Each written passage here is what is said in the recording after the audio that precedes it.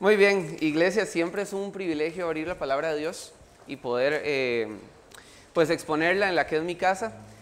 Pero hoy considero que es un doble honor porque Hechos capítulo 7 es un capítulo muy importante. Es de hecho un punto de inflexión en el resto del libro. Vamos a ver que lo que se presenta aquí va a cambiar un poco el giro de los eventos y el giro de la expansión evangelística que estaba sucediendo en ese momento. Podemos verlo así más o menos. Si vamos recapitulando lo que hemos estado conversando hasta el momento, Hechos del 1 hasta el 7 está ocurriendo en Jerusalén. La iglesia se une, se está predicando a Cristo, ¿verdad? ¿Se acuerdan que Jesús en la cruz oró, Padre, perdónalos porque no saben lo que hacen? Jesús estaba apelando a que había ignorancia en el pueblo, ¿verdad? Y Pedro en su discurso ahí en Hechos capítulo 3, reconoce que había ignorancia en cuanto a lo que se hizo y les dice en Hechos 3:15 que ustedes mataron al autor de la vida, le quitaron la vida a aquel que creó la vida, ¿verdad? Entonces los estaba poniendo en perspectiva, les estaba diciendo, esto fue lo que pasó. Y se predicaba a Cristo y muchos se convertían, la iglesia se unía, pero al mismo tiempo iba creciendo la tensión con las autoridades religiosas, ¿verdad? Imagínense que Hechos 7 es tan importante en el resto del libro que a partir de acá, si nosotros vemos el capítulo 8, por ejemplo, Felipe va a Samaria a evangelizar, evangeliza al eunuco etíope, que es el primer africano registrado en conocer de Cristo. En el 9 se convierte un tal Saulo.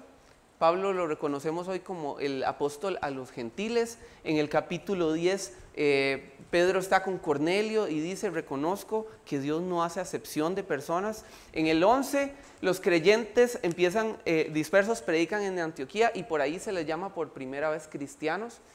Que por cierto, que la palabra cristiano como tal no es algo malo. Lo que sí tiene un significado quizás no tan bueno en nuestros días es el cristiano nominal, ¿verdad? Etimológicamente cristianos son cristos pequeños y obviamente eso es algo muy bueno, positivo.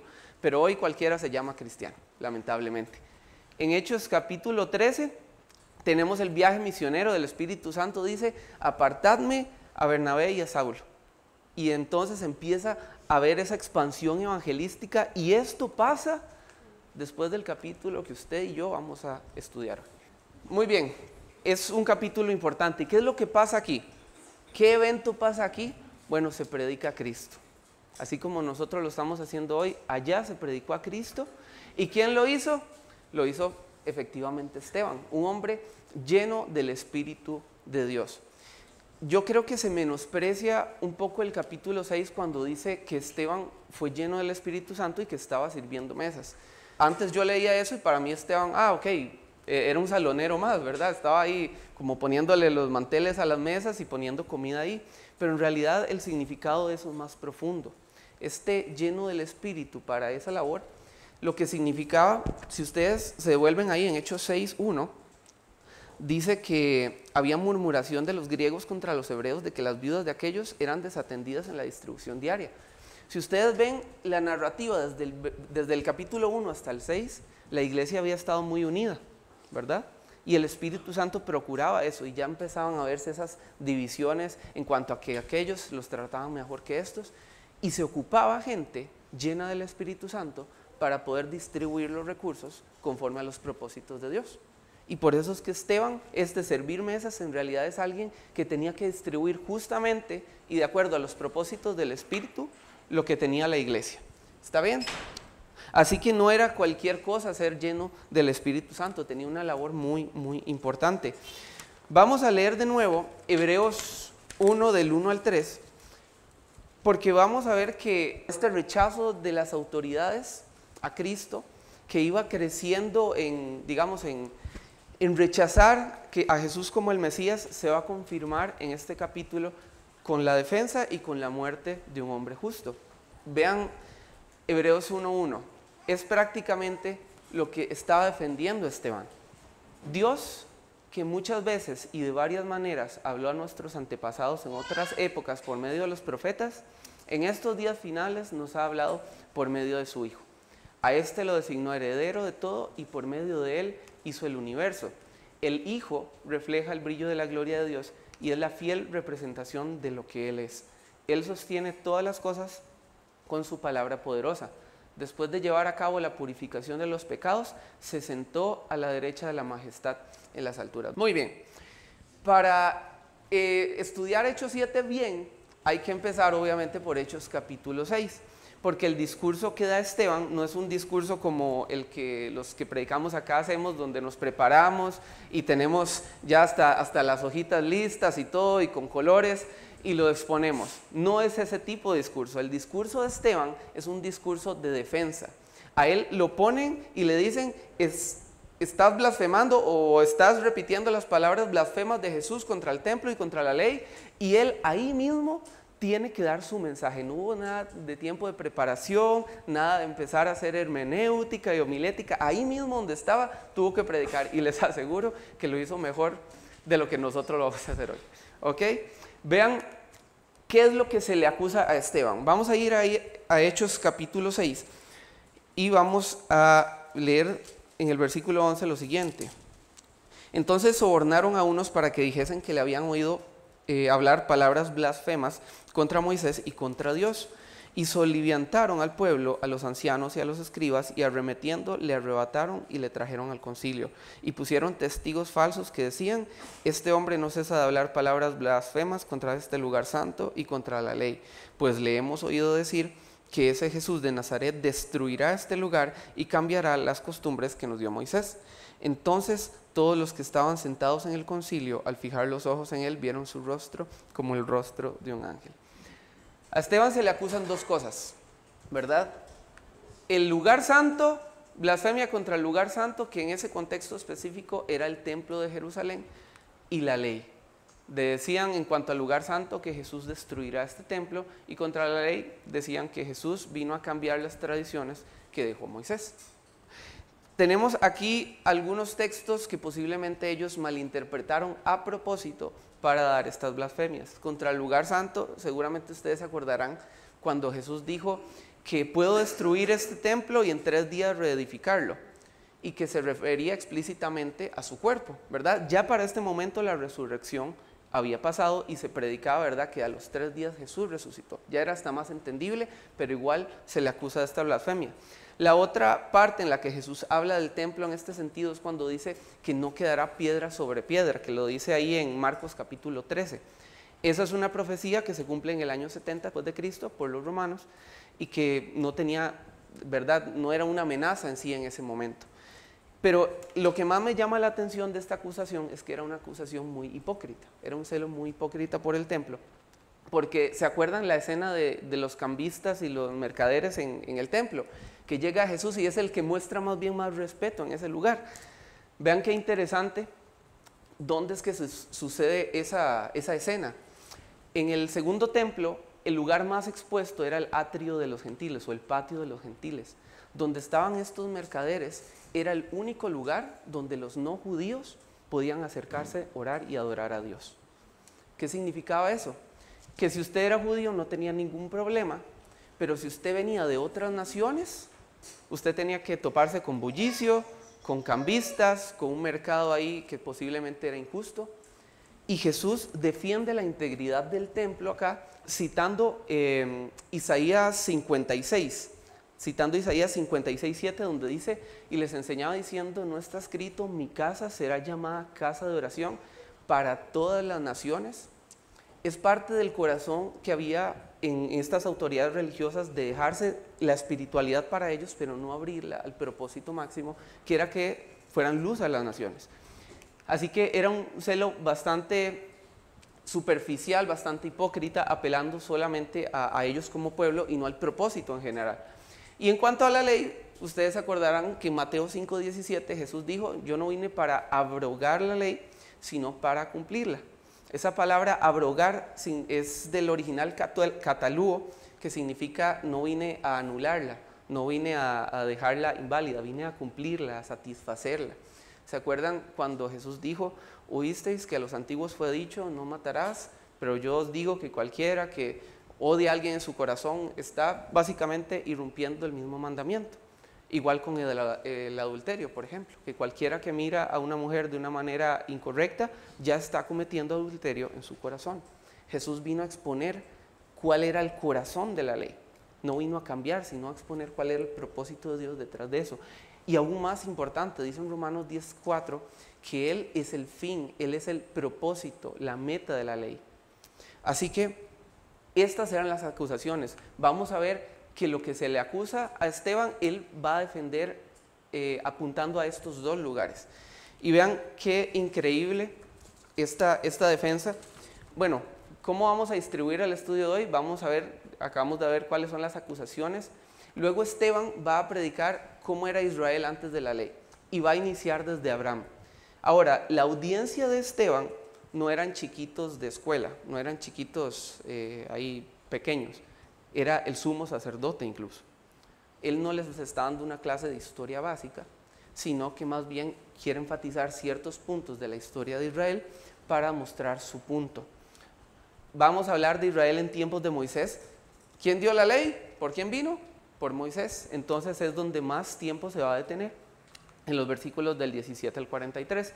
En la segunda parte vamos a ver un poco más sobre la defensa en cuanto al lugar santo, en cuanto a cuál es la acusación de Esteban del rechazo al Espíritu Santo por medio del pueblo y la visión y martirio que él tiene, ¿verdad? Que es muerto a los pies de Saulo.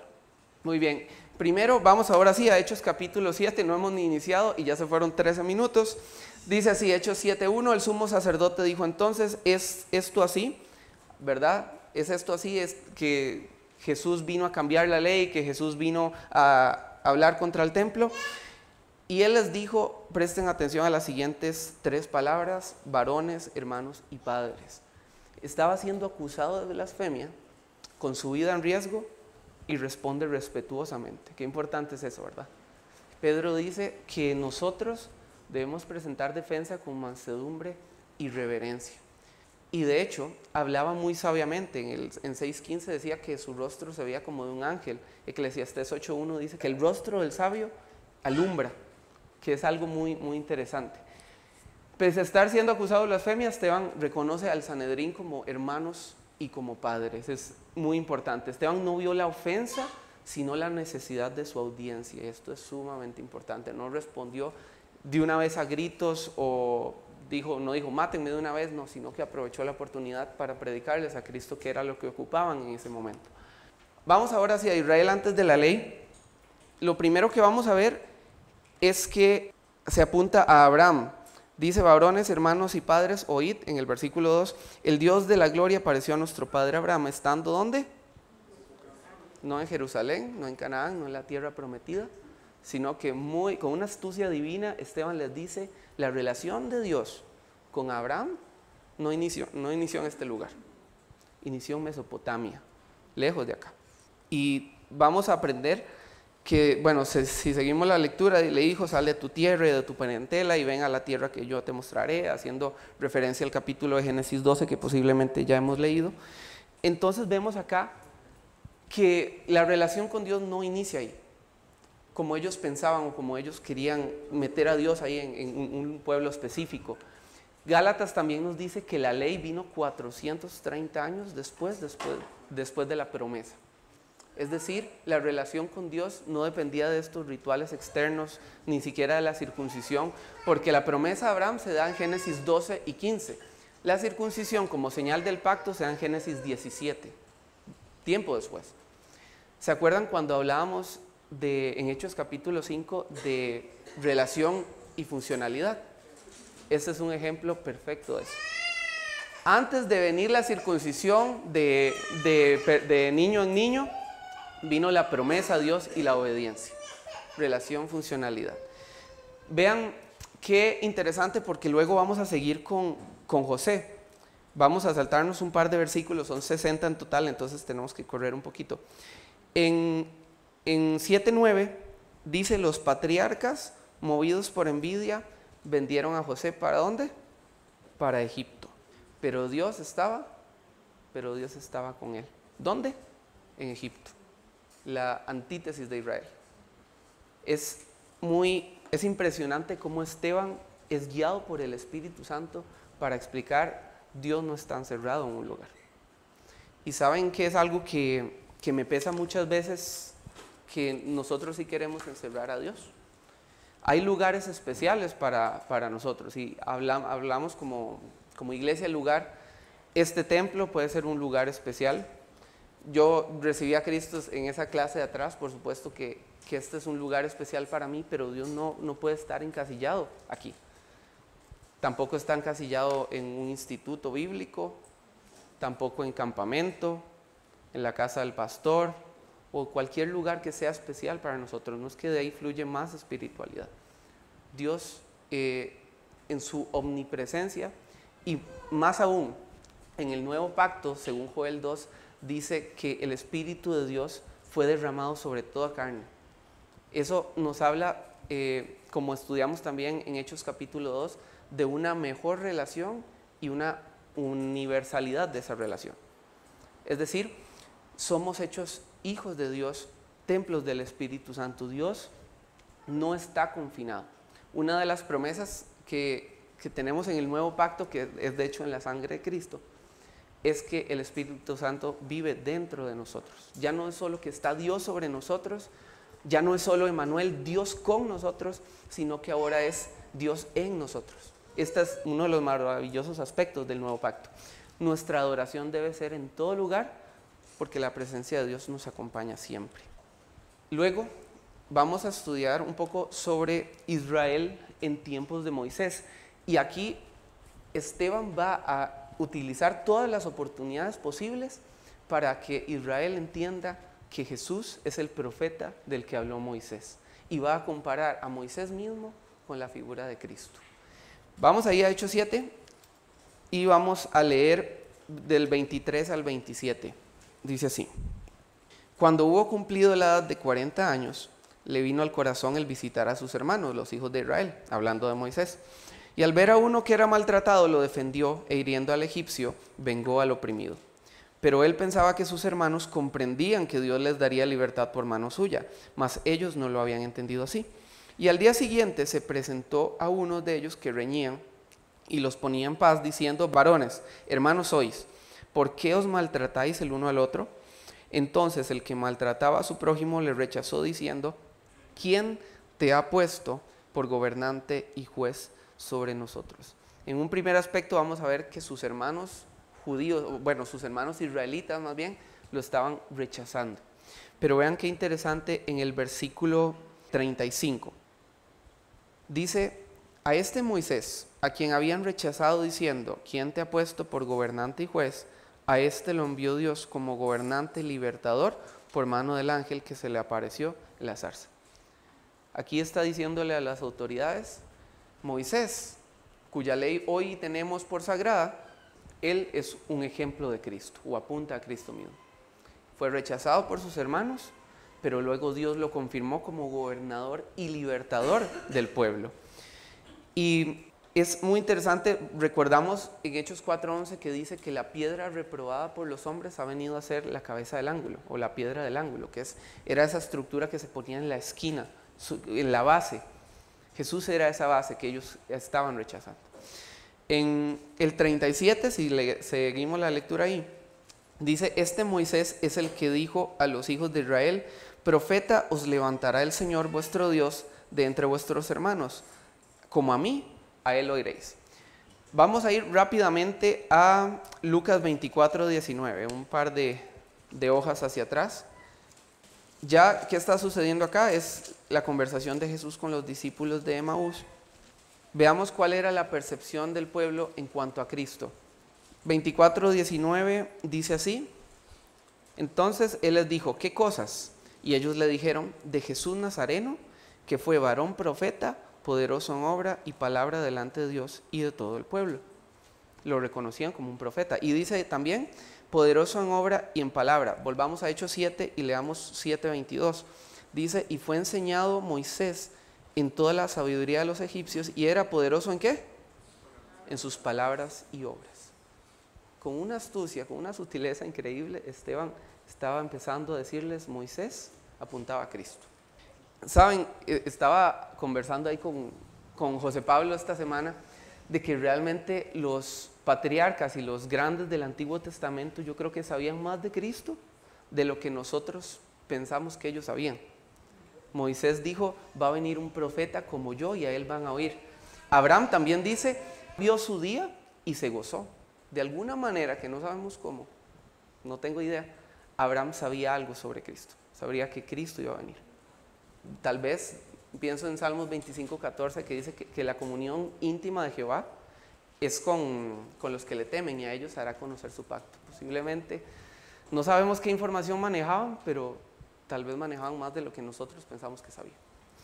Así que Moisés apunta a Cristo. De hecho, en Hebreos 11 dice que consideró la deshonra por causa de Cristo como una mayor riqueza que los tesoros de Egipto. Esto Moisés. Es la única vez que Cristo es referenciado en Hebreos 11 y es de hecho Moisés el que lo hace.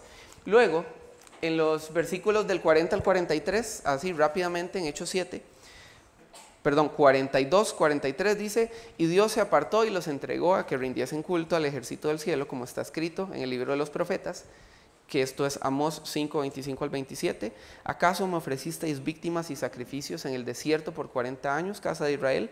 Antes bien llevasteis el tabernáculo de Moloc y la estrella de vuestro dios Renfán, figuras que os hicisteis para adorarlas. Os transportaré pues más allá de Babilonia.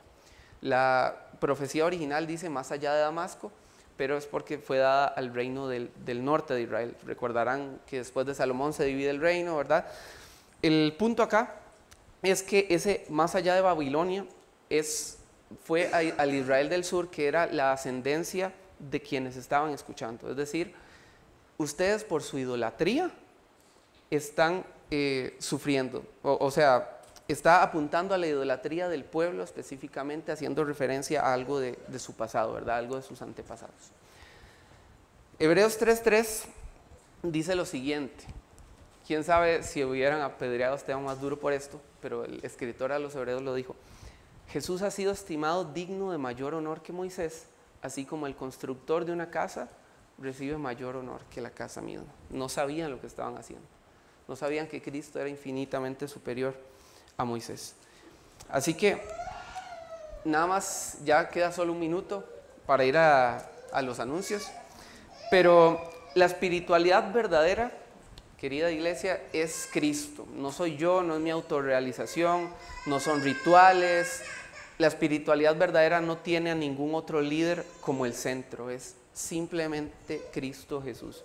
Si nos reuniéramos aquí a hablar de alguien más, estaríamos perdiendo el tiempo todos, ¿sí?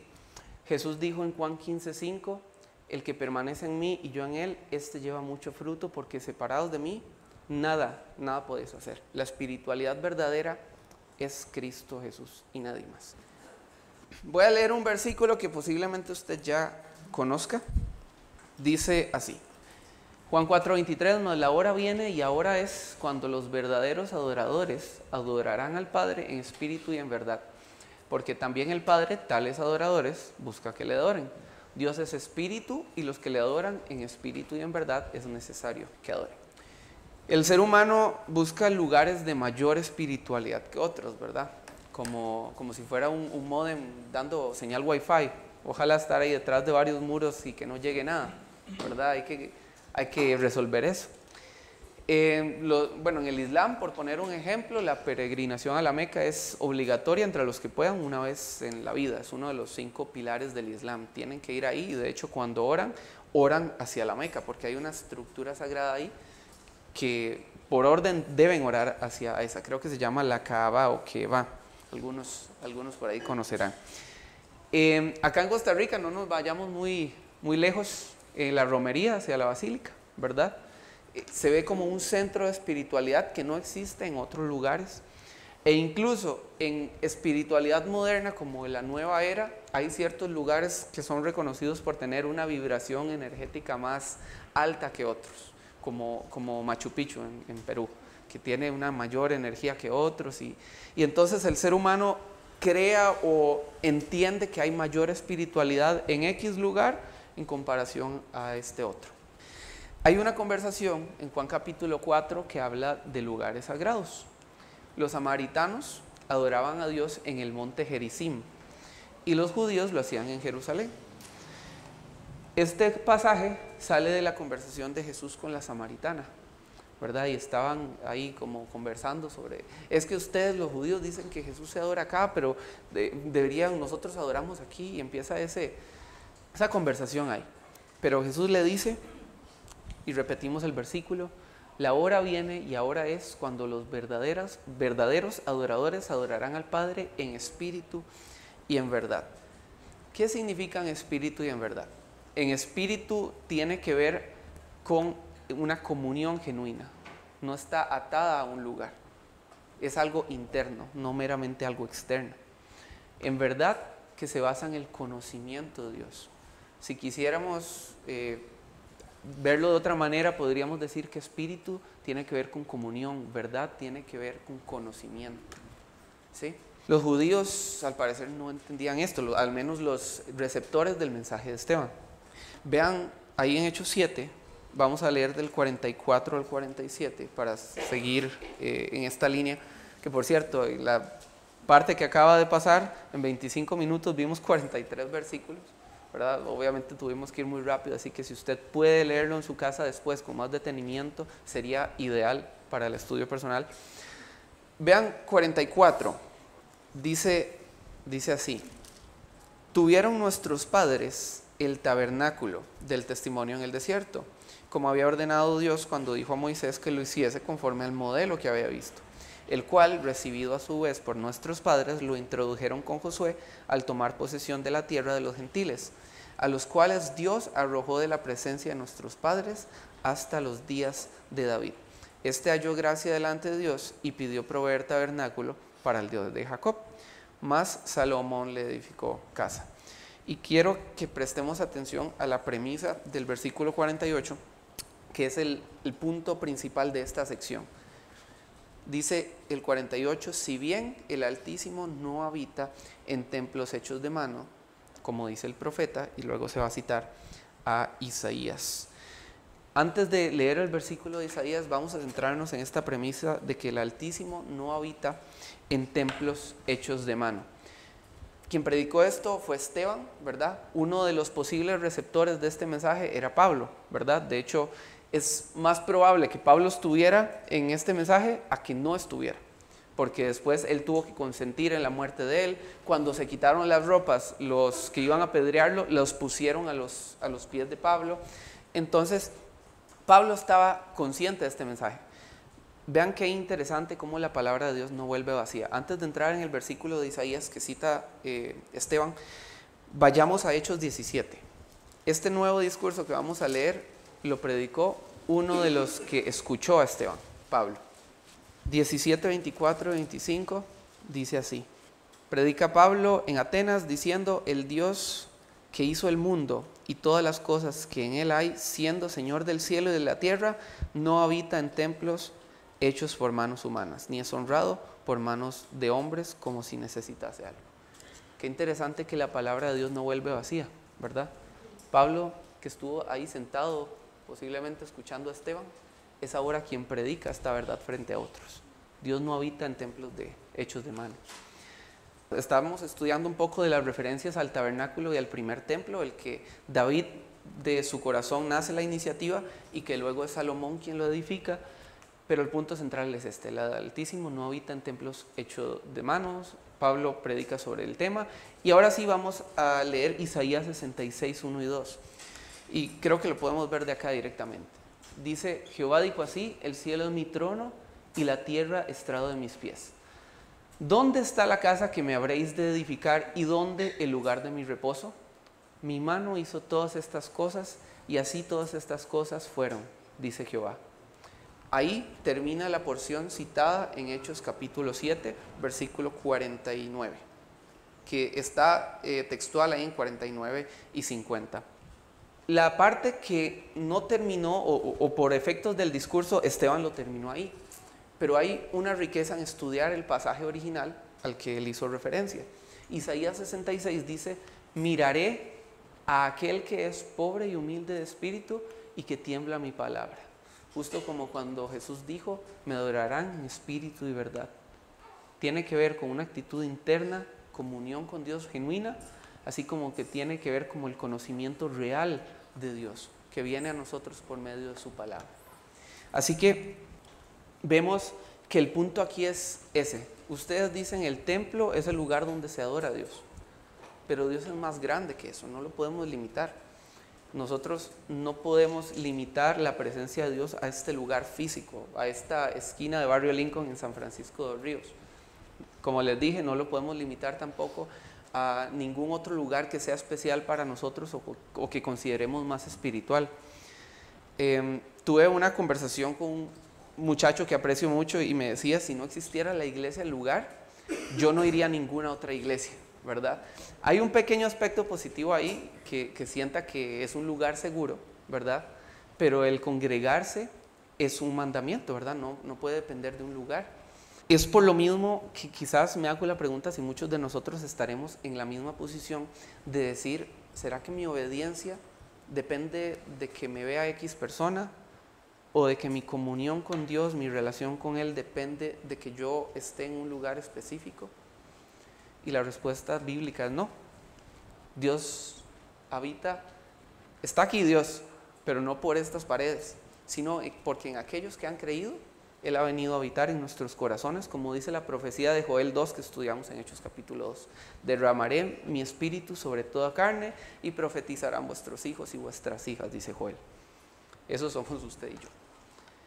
Entonces, vamos a ver el siguiente punto, donde Esteban, ya después de hablar un poco sobre el templo, sobre que Dios no está confinado en un lugar específico, en una tierra específica, que tampoco es limitado a leyes específicas, ya va a ser más duro en su mensaje. Pero lo que vamos a leer no significa que él fuera irrespetuoso, sino que lo hizo por el propio bien de su audiencia. Vean lo que dice el versículo 51, que es la acusación de Esteban, que es referente al rechazo continuo al Espíritu Santo por parte del pueblo. Dice 7:51, duros de cerviz e incircuncisos de corazón y de oídos, vosotros resistís siempre al Espíritu Santo como vuestros padres, así también vosotros.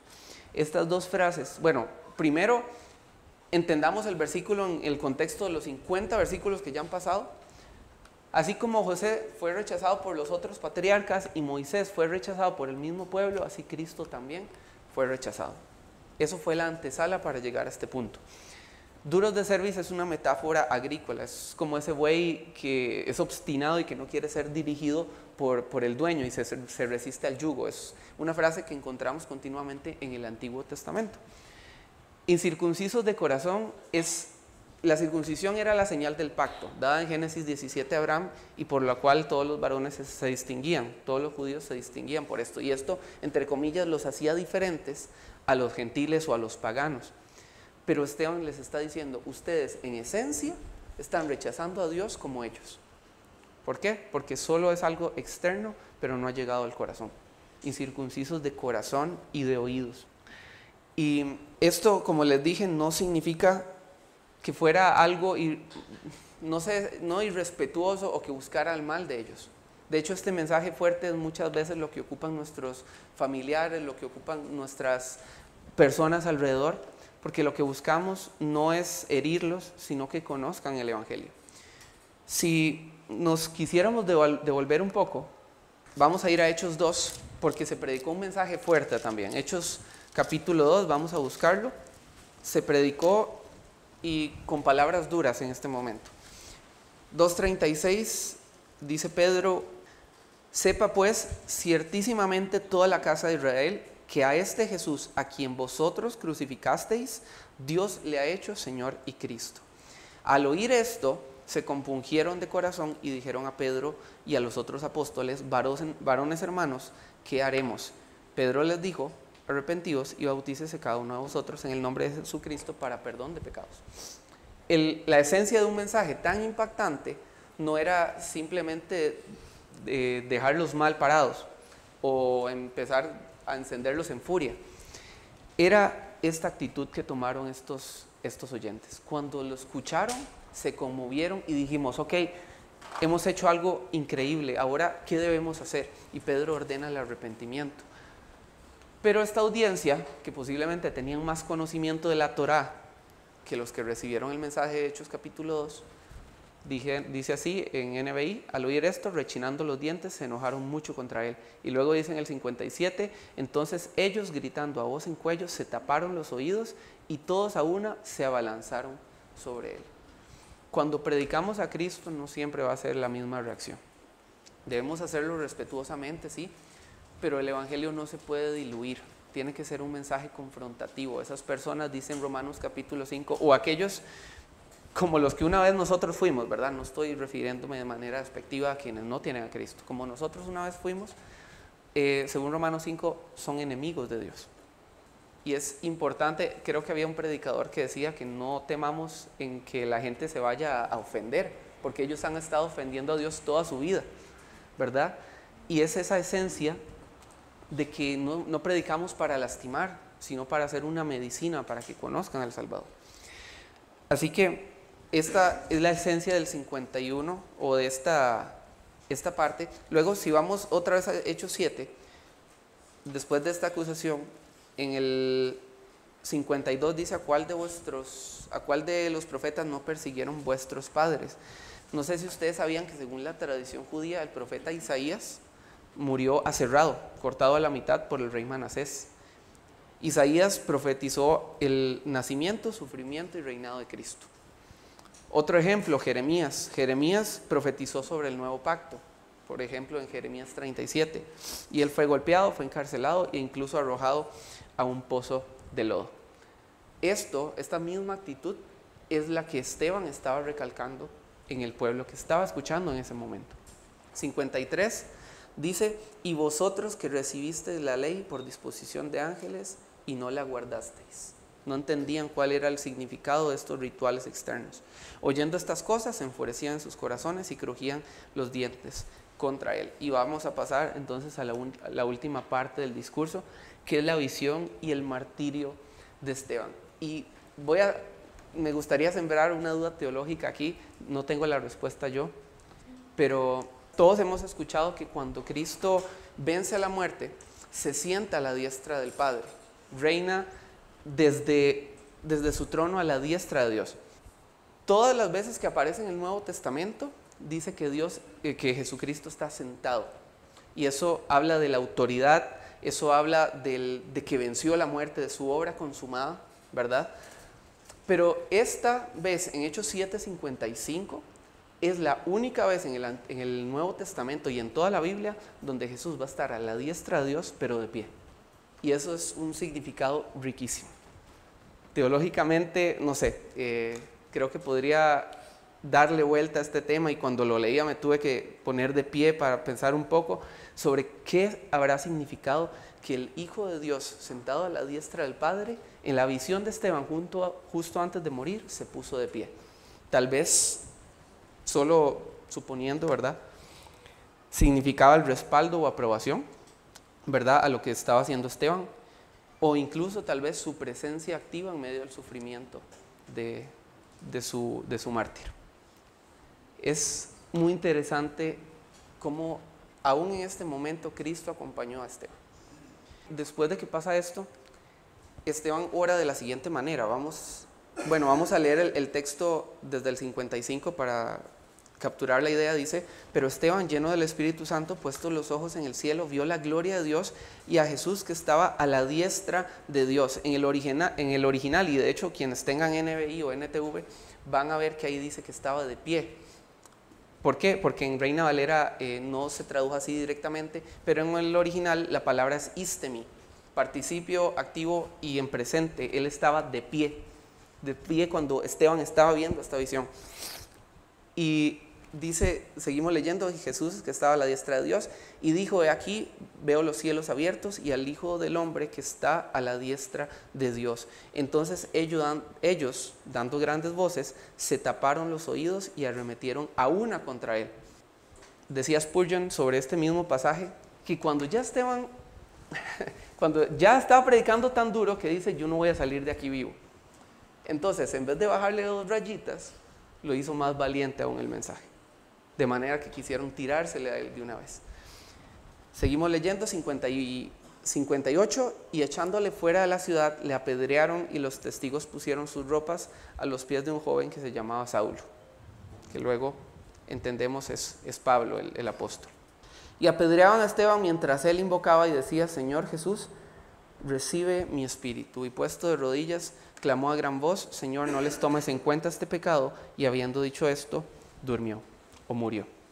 Voy a pedirles que vayamos a Éxodo capítulo 32, porque este pasaje nos va a dar un poco de luz sobre qué significa: Señor, no les tomes en cuenta este pecado. Aquí Esteban no le está pidiendo a Dios: Dios, sea injusto, tácheles este pecado de la lista. Está pidiendo algo mucho más profundo. ¿Se acuerdan ustedes cuando por la idolatría del pueblo de Israel, Dios se vuelve a Moisés y le dice: Moisés, desechemos a Israel para siempre y hagamos una nación grande a partir de usted? ¿Y qué es lo que responde Moisés? Vamos a leer. Éxodo 32, del 7 al 14. Dice así: Entonces Jehová dijo a Moisés: Anda, desciende, porque tu pueblo que sacaste de la tierra de Egipto se ha corrompido. Pronto se han apartado del camino que yo les mandé, se han hecho un becerro de fundición y lo han adorado, y le han ofrecido sacrificios y han dicho: Israel, estos son tus dioses que te sacaron de la tierra de Egipto. Dijo más Jehová a Moisés: Yo he visto a este pueblo, que por cierto es pueblo de dura cerviz. Ahora pues déjame que se encienda mi ira en ellos y los consuma, y de ti yo haré una nación grande. Entonces Moisés oró en presencia de Jehová su Dios y dijo: Oh Jehová, ¿por qué se encenderá tu furor contra tu pueblo que tú sacaste de la tierra de Egipto con gran poder y con mano fuerte? ¿Por qué han de hablar los egipcios diciendo: para mal los sacó, para matarlos en los montes y para raerlos sobre la faz de la tierra?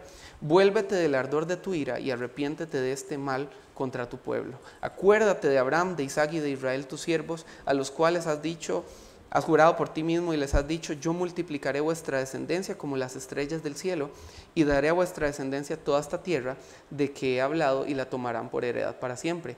Entonces Jehová se arrepintió del mal que dijo que había de hacer a su pueblo. Cuando Esteban dice aquí: no les tomes en cuenta este pecado, no significa: Señor, bórrelo de la lista. Dios no es injusto, Dios no podía hacer esto, sino que estaba pensando en las consecuencias del mal que estaban haciendo al rechazar al Mesías en ese momento y matar a uno de sus testigos. Básicamente, en esencia, el mensaje de Esteban es: Dios, dales oportunidades de conocerte, no los deseches para siempre. Así, de la misma manera que Moisés intercedió, Esteban lo estaba haciendo en ese momento. El mismo Esteban que estaba predicando a Moisés unos minutos atrás. Y esa es la riqueza de esta oración. ¿Ustedes creen que fue contestada? Dice en 8:1: y Saulo consentía en su muerte. Yo me animo a pensar que sí, porque Pablo, el fariseo de fariseos, es luego quien estaría predicando a Cristo. Y dice en Hechos 15, en el discurso, en el concilio de Jerusalén, que habían varios fariseos que habían creído. Quizás la reacción del Israel nacional no fue, del Israel étnico, digámoslo así, continuó en rechazo, pero Dios permitió que estas personas conocieran el evangelio de Cristo. Así que, en resumen, era una oración para que hubieran oportunidades de conocer a Cristo, de ser salvos en su nombre. Primero, debemos ver la necesidad más allá de la ofensa, como lo hizo Esteban. Esteban respondió desde la Biblia y apuntando a Cristo, porque sabía que su audiencia necesitaba escuchar a Cristo, entre los cuales, por cierto, estaba el apóstol Pablo. En segundo lugar, Dios no está limitado a lugares físicos ni reglas humanas. Este lugar es especial. Campamento es especial, un instituto bíblico es especial, la casa del pastor puede ser especial. Usted podrá tener un lugar donde sintió que conectó con Dios más, pero bíblicamente Dios no puede ser contenido. Y si el Espíritu habita por la fe en su corazón, ahí es donde usted está llamado a orar, sea en su casa, sea en su colegio, sea en su universidad, sea en su trabajo. Ahí usted es llamado a orar, porque el Espíritu de Dios se derramó sobre nosotros mismos. Y en tercer lugar, la verdadera espiritualidad tiene como centro a Cristo. La iglesia podrá ser, vamos a ver, un organismo donde ayudamos a los demás, pero no somos un centro de acción social meramente. Podremos ayudar en procesos de transformación sobre algunas adicciones o pecados, pero no somos un centro de rehabilitación. La iglesia es una comunidad centrada en Cristo Jesús. Punto. Donde somos transformados a su imagen, dice 2 Corintios 3:18. Vamos a orar. Padre amado, estamos agradecidos, Señor, por cómo tu palabra ha hablado el día de hoy, Señor. Porque en medio de ser acusado de blasfemia, a minutos de su muerte, Esteban decidió predicarte.